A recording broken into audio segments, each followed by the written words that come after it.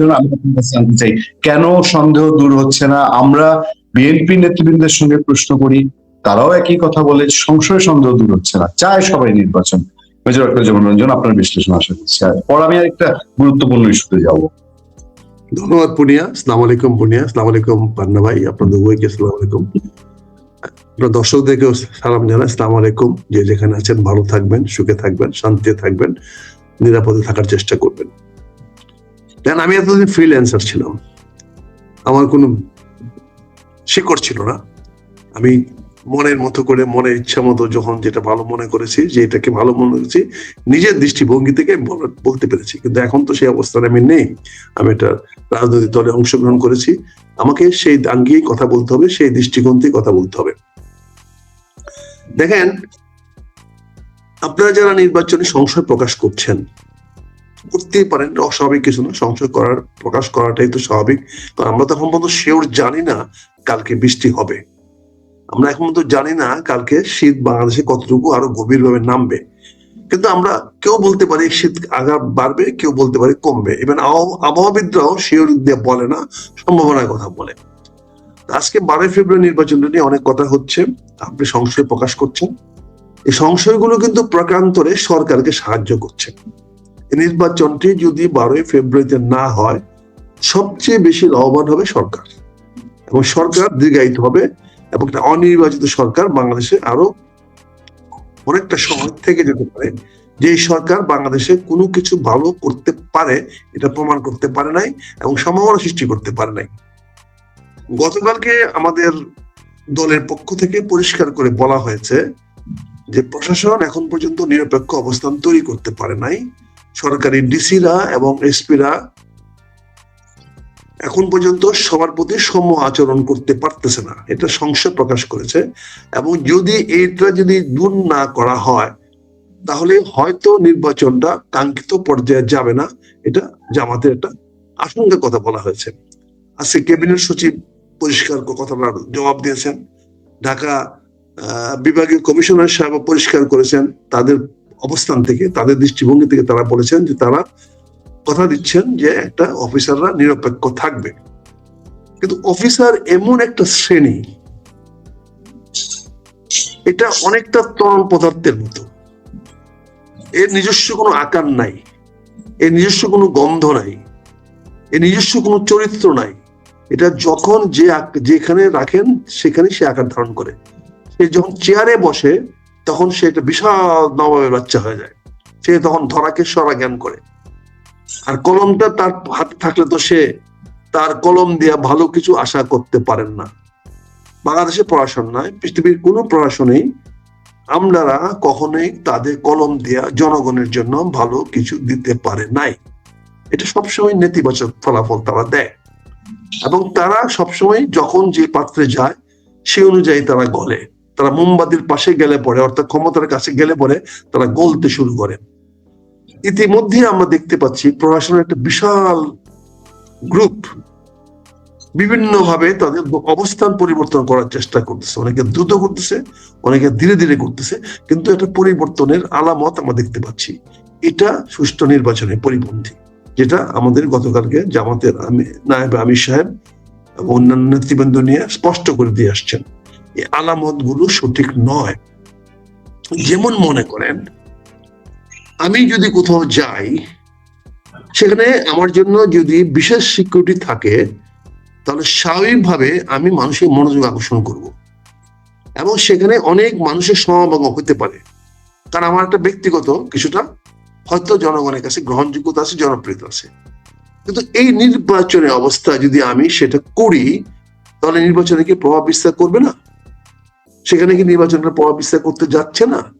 এই বিষয়গুলো যদি প্রশাসন ওভারলুক করে, তাহলে প্রশাসন প্রকারান্তরে একটি দলকে বা একটি ব্যক্তিকে রাজনৈতিক সুবিধা দেওয়ার চেষ্টা করছে। এই বিষয়গুলো আমরা এখনো সুস্পষ্ট করে বলছি না, হয়তো আরো 1-2 দিন পরে আরো বিষয়টা সুস্পষ্ট হবে। আর এখন রাজনীতিতে আপনি বলা হয়েছে যে সবার জন্য সমান ফিল্ড, সবাই সম অবস্থায় থাকবে। সেখানে আপনি নিরাপত্তার নামে কারোর প্রতি অতিরিক্ত যদি অ্যাটেনশন দিতে চান, তাহলে সেটা মানুষের মধ্যে একটা বিরূপ প্রতিক্রিয়া সৃষ্টি হতে পারে।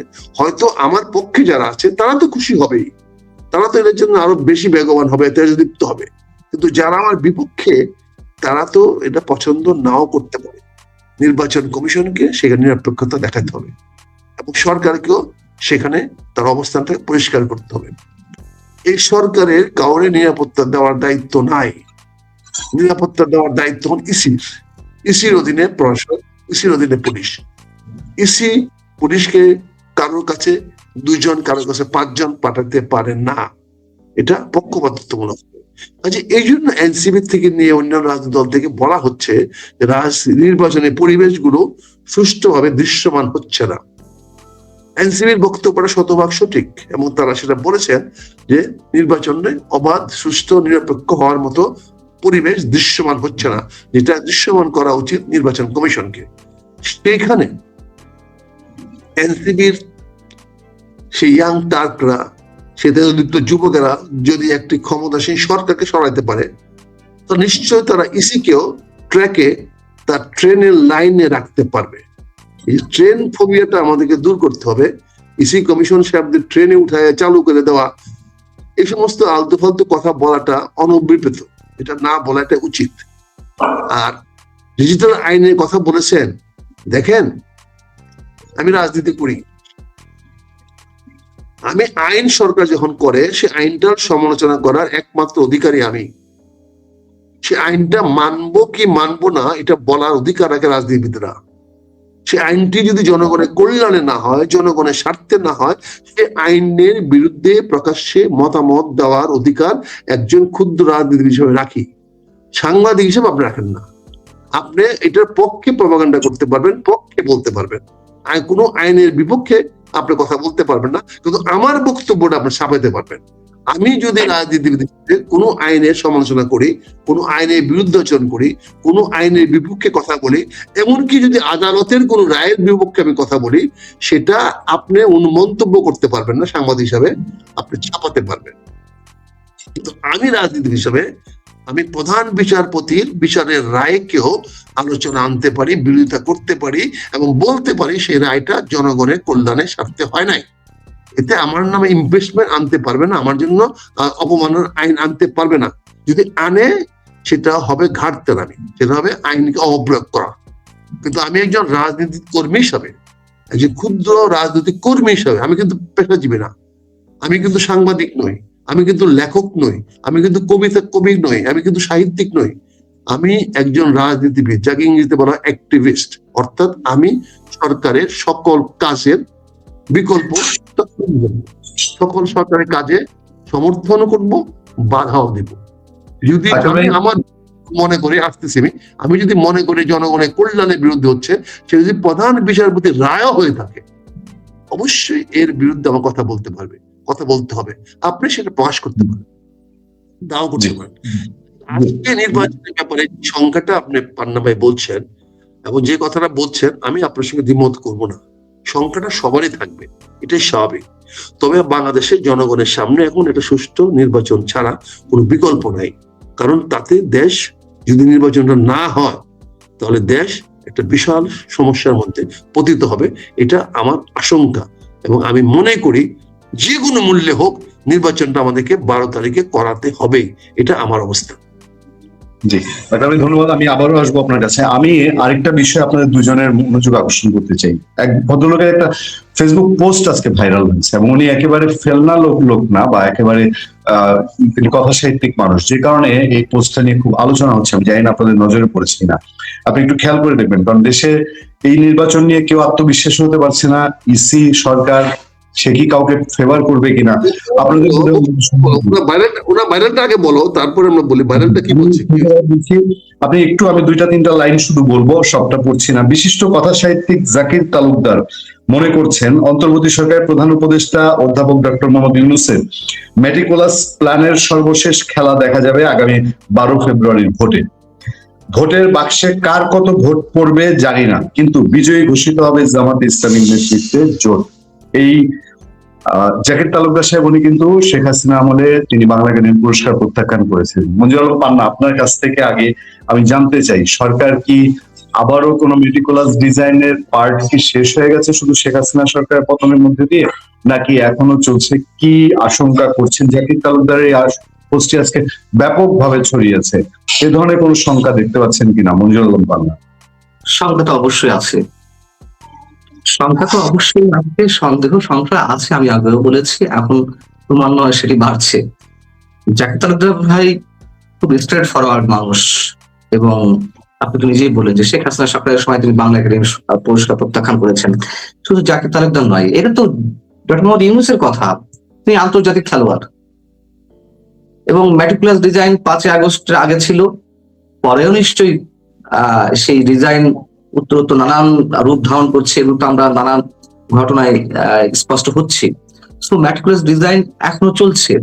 এবং শুনুন, এই যে আক্তার ভাই বলুন না, আক্তার ভাই আসলে জামাতে জয়েন করার পর থেকে এখন ওনাকে আমরা জামাত নেতা হিসেবে ট্রিট করতেও আমরা খানিকটা বিব্রত বোধ করি। মানে ওনাকে আমরা যেই মেজর আক্তার সাহেব বা আক্তার ভাই হিসেবে জানি, হঠাৎ করে একটু ছন্দপতন হয়ে যায় না, তো সেই জায়গা থেকে আমি একটা শো আগে আপনাদেরকে বলেছি যে আপনার অনুসারীরা সবাই এখনো মেনে নিতে পারেনি, এবং সবাই শক যে আপনি জামাত, এটা ম্যাক্সিমাম লোকজন শক। এখন আক্তার ভাই নিজে বললেন যে আগে কি যেন বললেন যে এখন উনি একটা দলের, এর আগে উনি ফ্রি ছিলেন, মানে ফ্রিল্যান্সার ছিলেন। তো এখন উনি যে কথাগুলো বলবেন, আগের মেজর আক্তার, মানে মাসখানেক আগের মেজর আক্তার সাহেব আর মাসখানেক পরের মেজর আক্তার সাহেব, নিশ্চয়ই আমরা সেভাবে মূল্যায়ন করবো না। কারণ আগের আক্তার ভাই, আমার একটু প্রত্যাশা অন্য জায়গায়, যে আক্তার ভাই যেহেতু বিএনপিতে থাকতেই খোলামেলা কথা বলতেন, জামাত তো নিশ্চয়ই ওখানেও তিনি খোলামেলা মতামতটা প্রকাশ করতেন। খোলামেলা আরো বেশি বলতে পেরেছেন যখন উনি ফ্রিল্যান্সার ছিলেন। যেমন আমি কোথাও না কোথাও কাজ করতাম, যে কোনো স্টেশনে বা হাউসে, তখন তো অনেক চেপে রয়ে সে বলতে হতো। এখন আমি ফ্রিল্যান্সার, আমি আমার মত করে বলছি, তাও 100% বলতে পারছি না, এটাও সত্য কথা।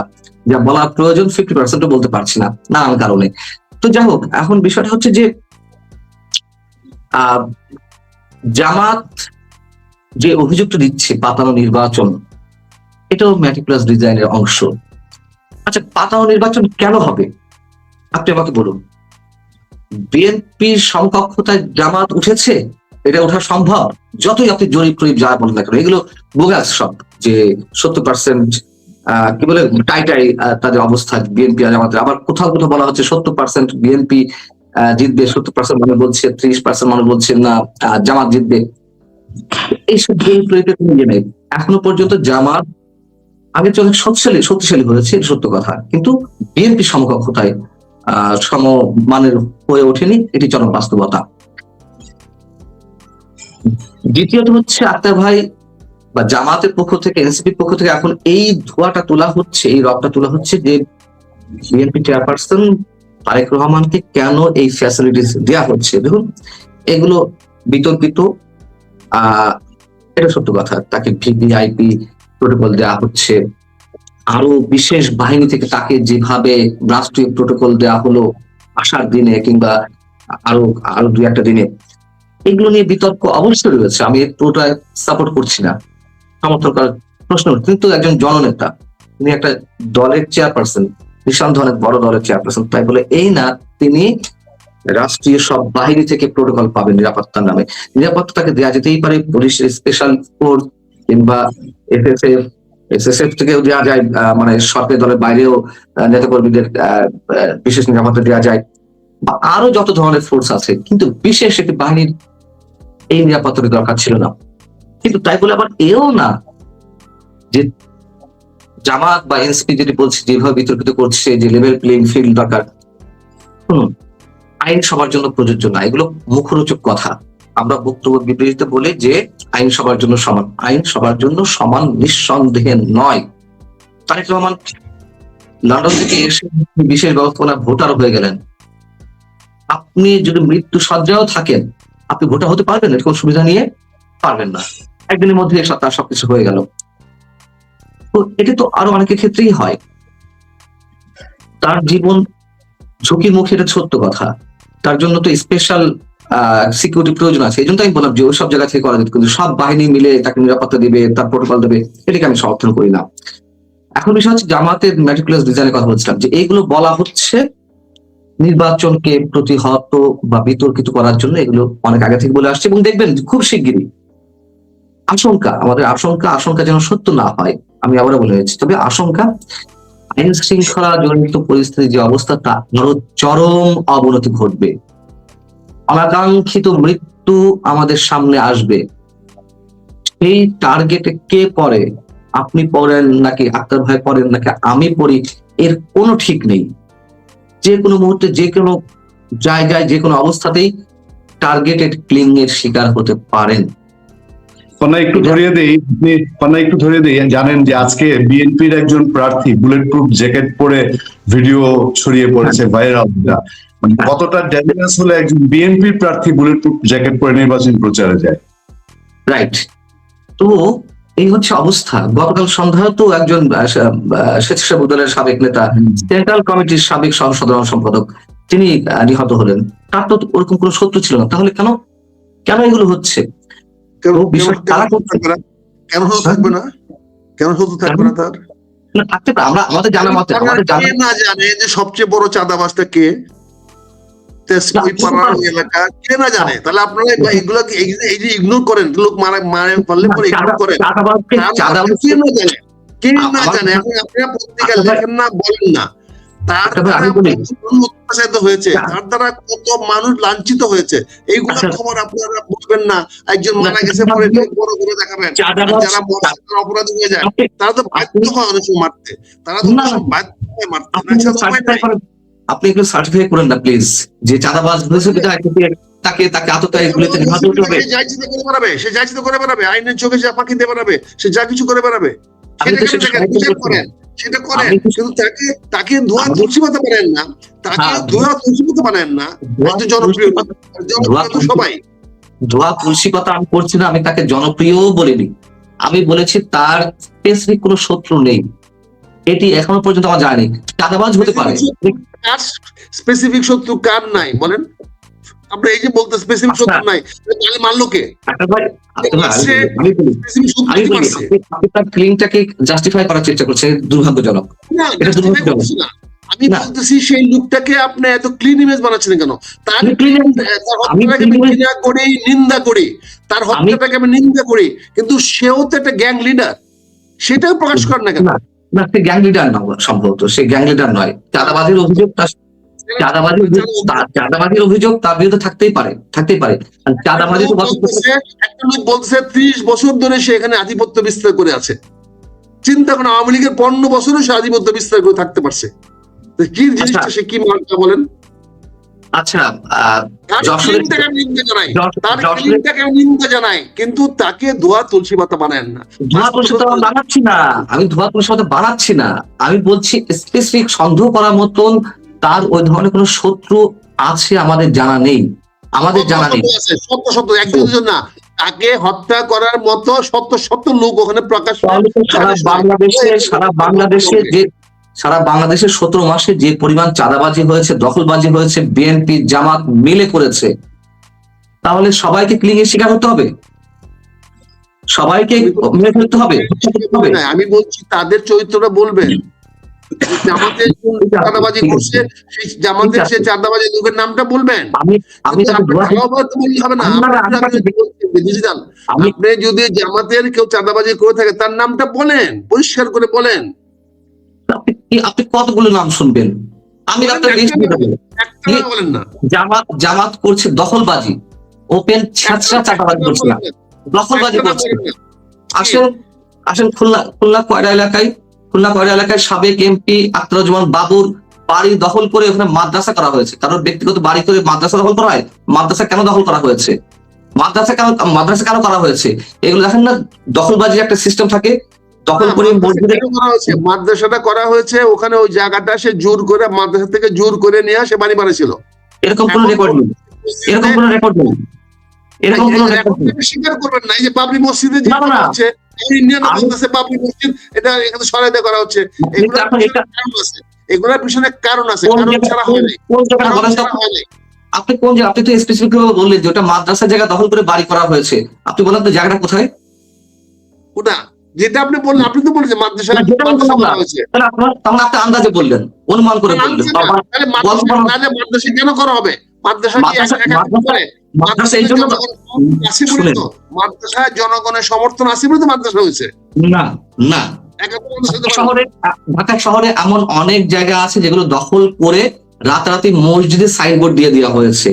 মাদ্রাসা জনসমর্থন আছে বলে আমার না, আপনি বলতে দেন। আপনি শুধু ডিফেন্ড করার জন্য, জামাতের পক্ষে ডিফেন্ড করার জন্য আপনি আমাকে কাউন্টার করছেন, তা না, এটা করেন না তো ভাই। আপনার একটা হাইট আছে, আপনার একটা হাইট আছে। আমি বলি না, এগুলো হবে না, খারাপ হবে না, আপনি বলতে দেন। আপনি বলছেন মাদ্রাসা কেন করা হলো, এগুলো একটা কৌশল। ঢাকা শহরে শুধু 17 মাসে না, এর আগের সরকারের সময় জায়গা, কেন কৌশলটা বলেন? আপনি বলতে দেন। কৌশল হচ্ছে এটাই, মসজিদের সাইনবোর্ড লাগালে ওই জমি কেউ দখল করতে পারে। সরকারি খাস জমি দখল করা হয়েছে, দখল করে আমি বলি, সরকারের জমির বরাদ্দ দেওয়ার নিয়মটি হলো, প্রথম নিয়মটা হলো আমরা অন্যদিকে যাচ্ছি, কোনো খালি জায়গা যদি কারো কাছে থাকে তাহলে ডিসি তারা এটাকে বরাদ্দ দিতে পারে, যদি খালি জায়গা কারো দখলে থাকে দিতে পারে। আমি ওই নিয়ম কানুন দিকে যাচ্ছি না, আমি অবৈধভাবে যেগুলো দখল হচ্ছে সেগুলো কথা বলছি। না করে স্কুল কলেজ মাদ্রাসা যাবে কি করে? আপনি আমার কথাই বুঝতে পারছেন না।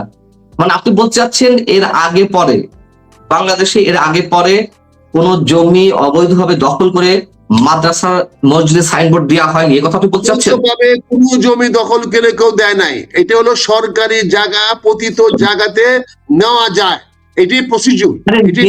সেটা অন্য বিষয়। সরকারি ভূমি দেওয়ার নিয়ম হলো খালি জায়গা থাকলে, পতিত জায়গা থাকলে কোনো ব্যক্তিগত জমির মালিক সরকার। আপনি এখানে পুরো কেমিস্ট্রিতে বুঝতে হবে তো। আপনি বললেন এটা নিয়ম কানুন দিকে যাচ্ছেন, নিয়ম কানুন দিকে। আপনি নিয়ম কানুন ওই লোকটা দখল না করলে অধিকারী হবে কেমনে? আপনি অহেতুক নিয়ম কানুন শেখাচ্ছেন। নিয়ম কানুন আমরা জানি। আমি বলছি নিয়ম কানুনের বাইরে।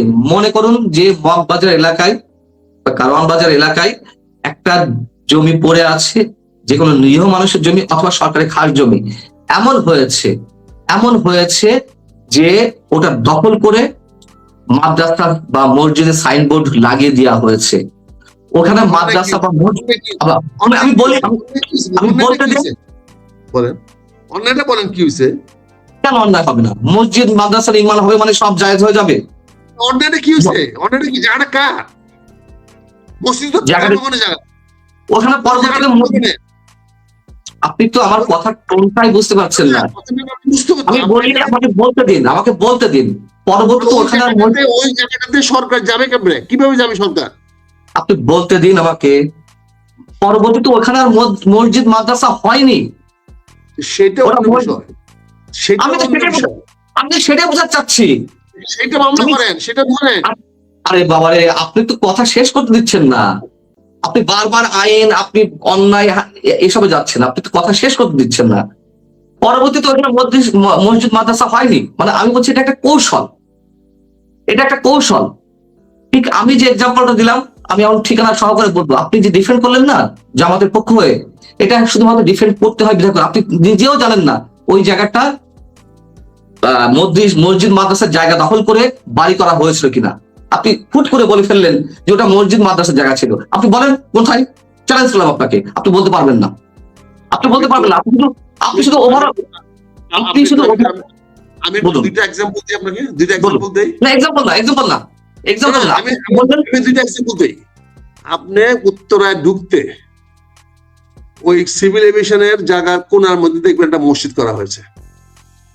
সেই মসজিদটা 111 সময় ভাঙ্গা হয়েছিল, পরবর্তীতে এটা আবার পুনর্বাসিত মসজিদ হয়েছে। কেন হয়েছে? ওই এলাকার মানুষ খালি জায়গাটাতে মসজিদ বানাতে চেয়েছে, এখানে মসজিদ হয়েছে, এখনো আছে। আপনি বাড়িধারা ডিউজিসি ঢুকেন ইয়ার দিক থেকে, গুলশানের দিক থেকে, ওই যে আমরা বোধহয় আমি কেন বলছি জিনিসটা বুঝে